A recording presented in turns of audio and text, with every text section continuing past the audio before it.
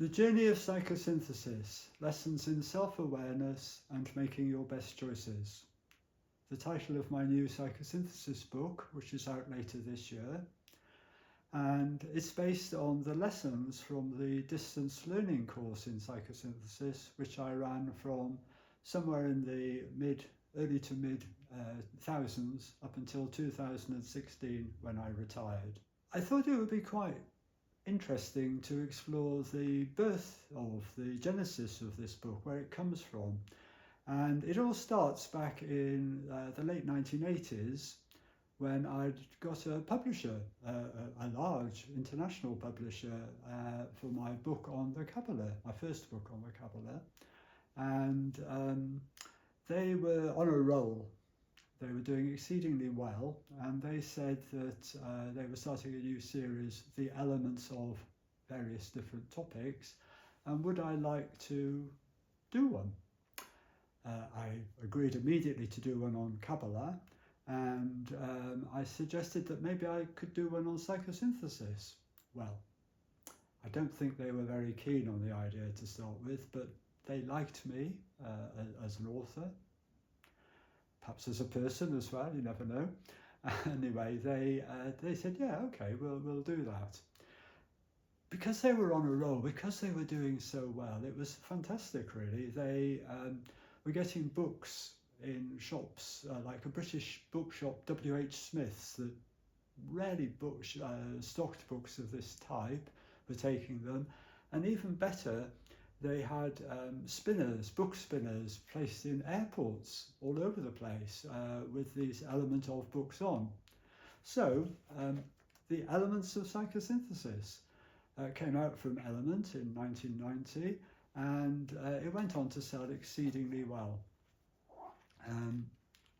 In fact, I never known whether this was true, but after a couple of, there was a reprint here, a couple of other reprints and a couple of slight edits, and they said to me at the end of the 1990s that if you added the sales of all the other psychosynthesis books together up to that date, this book had actually sold more than all of those, which was amazing.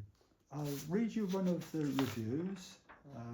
This is from Edith Stauffer, who was the president of Psychosynthesis International. She said to me, she wrote to me, "A splendid book and well written. Mr. Parfitt has made some of Assagioli's work much more understandable and simple than Assagioli himself." Wow.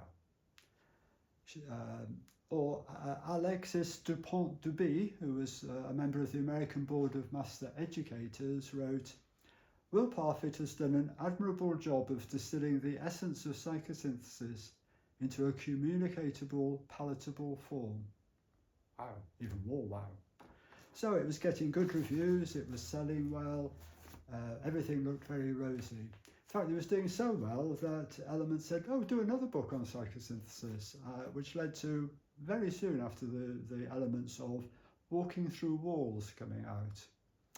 Now, this book wasn't really quite so successful, partly perhaps because it's more advanced work, it covers much wider field than the Elements of, so it would be a more specific targeted audience, but also because of the cover. I never liked this cover. Let me show it to you. It's yellow. I don't really like yellow covers, but it has this strange dotted line down the cover. I got to see the designer of the book after it came out, and I said to him, "Yellow and this dotted line, what does it mean? Why?" And he said, "Well, it's the yellow brick road." What? But worse than that, if you see the title Walking Through Walls on the front, it's not terribly clear. I was in a bookshop in central London once, soon after it came out, and I found it in that book, but it was in the travel section because the staff of the shop had seen it as Walking Through Wales and assumed it was a travel book. Crazy. Anyway, things were going pretty good, and then I think possibly because they overreached themselves, the publisher collapsed at the end of the 1990s, so the books went off the market. Other publishers were interested, and both Virgin Books and then later Vega Books bought Walking Through Walls and made copies of them. They sold kind of okay, but the psychosynthesis, the elements of psychosynthesis didn't get picked up by another publisher. So in 2003, I decided to update it and turn it into a larger book. Psychosynthesis, the Elements and Beyond came out. It's in two parts, the first part being pretty much the same text as in the Elements of Psychosynthesis, and the second part being a reworking and much better written, I have to say, version of the Walking Through Walls book. In 2003, when this came out, I was also, well, I wasn't unwell, but I had to go and have a major cancer operation. And I thought this would probably be my very last book on psychosynthesis. Well, here I am talking, so I mean, obviously, I survived, and I've survived for many years. And the course was going very well. In fact, the students were writing such good stuff that I thought, gosh, it would be nice if this could be disseminated more widely. And in the early 2010s, I brought out 3 issues of an online magazine called The Synthesist, which included lots of the papers that the students had to write as part of the course. Some fantastic stuff, which led in 2015 to me bringing out Psychosynthesis, New Perspectives and Creative Research. Now this book, there are also other things in here, but what got me to do it really was wanting to, again, to spread the good word of what wonderful things students could be writing about psychosynthesis. It's actually a fantastic book. It has amazing stuff in it. Things are going well. It's good.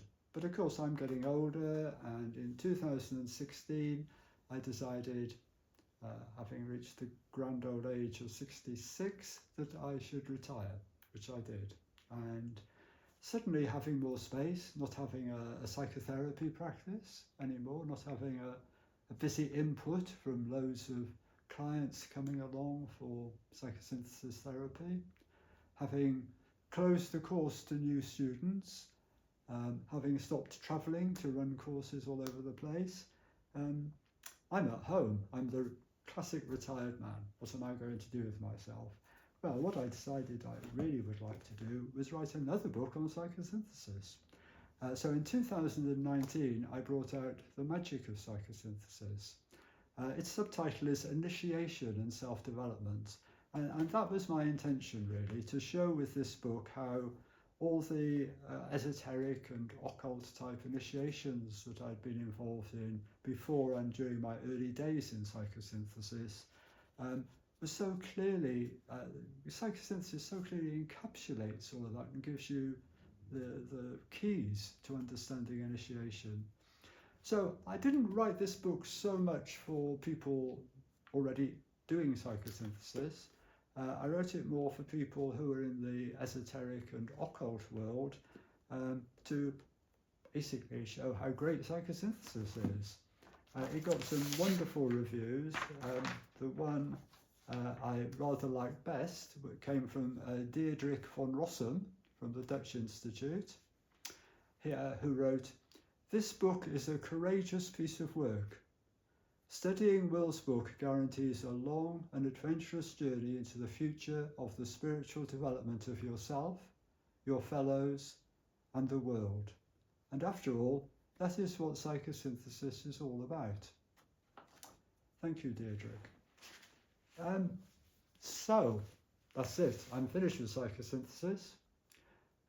Although I stopped taking on new students for the courses in 2016, I kept going with those students who were already involved in some way to get them to complete.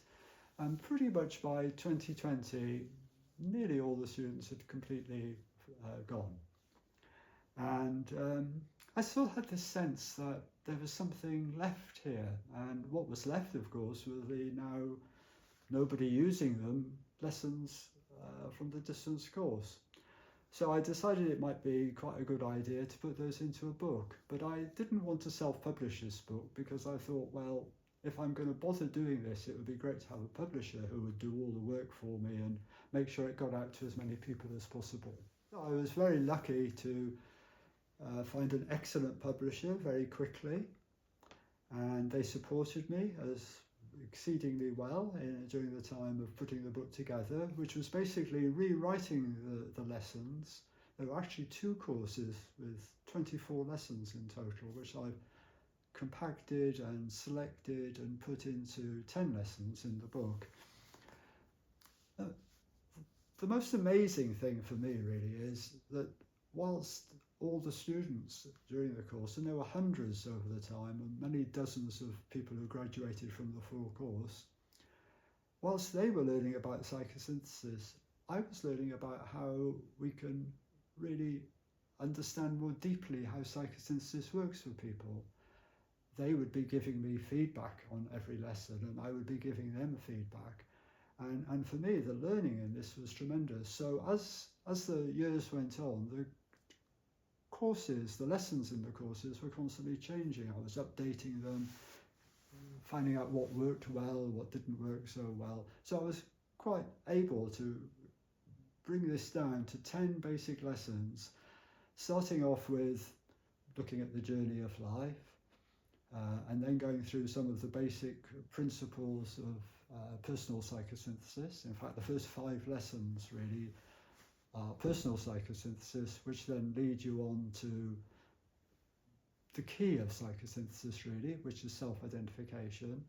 And then the remaining 5 lessons look at the act of will and the use of imagination, purpose, all those things, and coming in the end to look at global issues and how we can take on the mantle of leadership through psychosynthesis. Not leadership where you tell other people what to do, but leadership where you can coach people, you can mentor people, you can help people find out what they're wanting in their life and how they can go about getting it.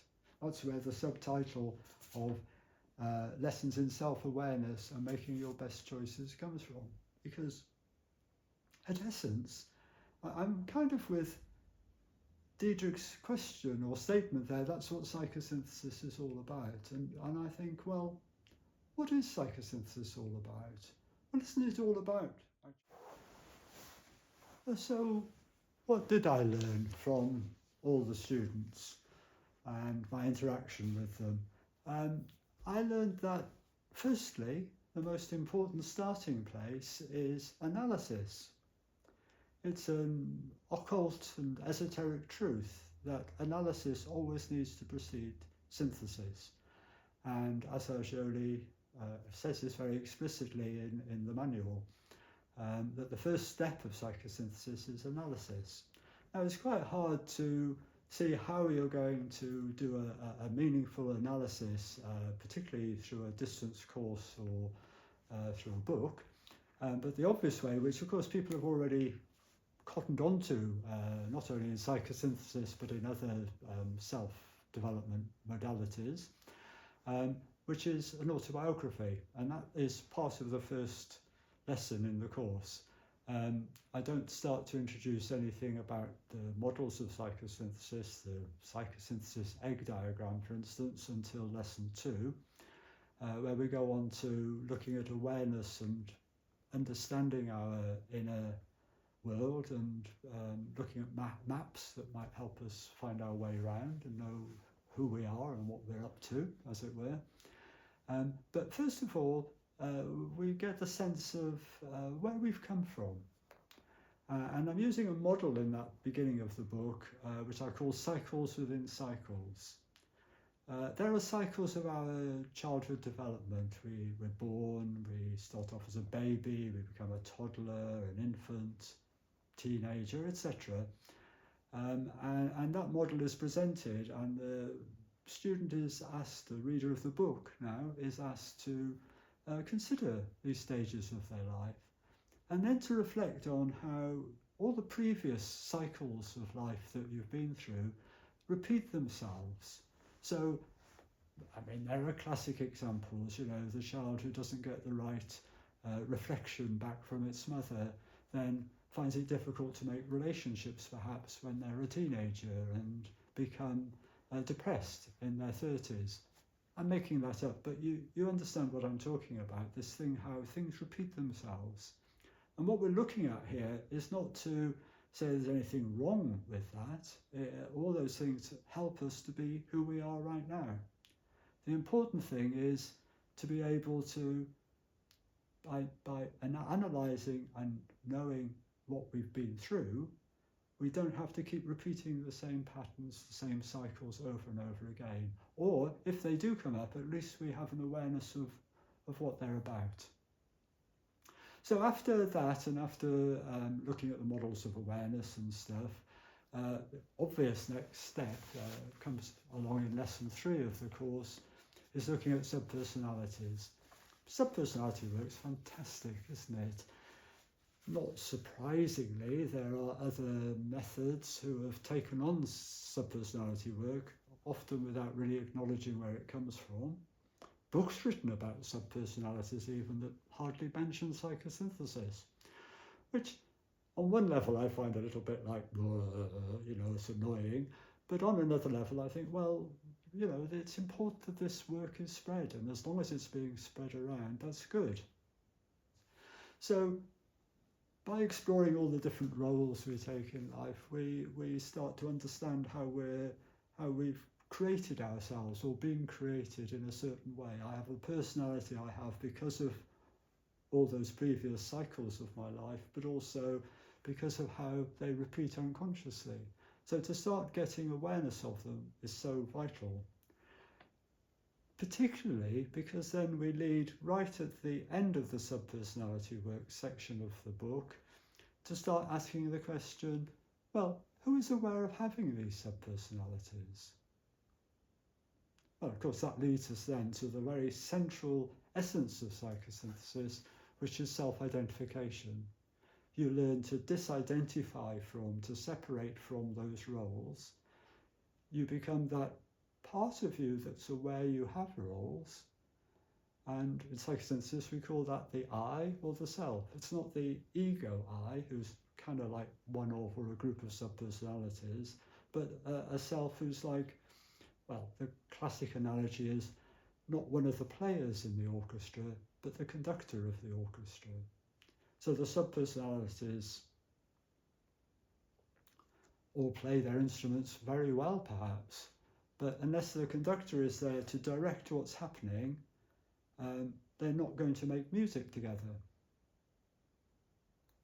Which of course then leads on to what the next part of the book looks at, which is the act of will, or the process of willing.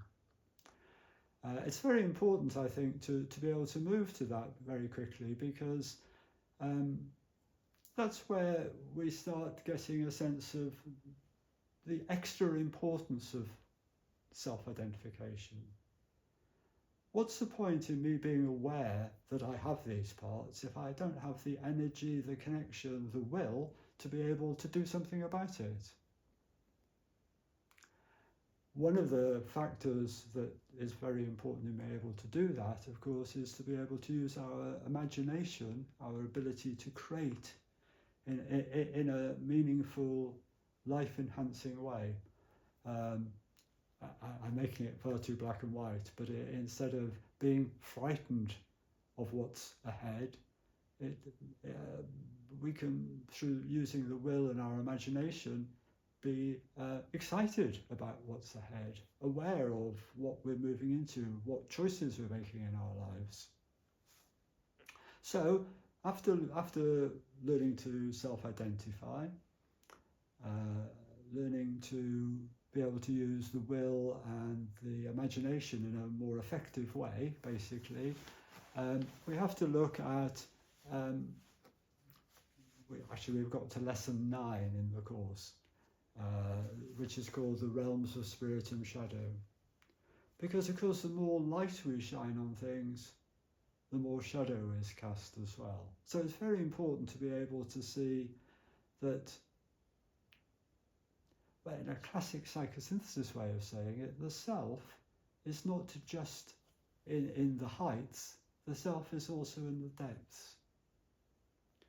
There's a wonderful psychosynthesis meditation, visualization, which I'm sure most of you know, where you imagine yourself going to the top of a very high, wonderful, ethereal mountain where you meet a wise old being who gives you information about your life and help, how you can be helped through this contact.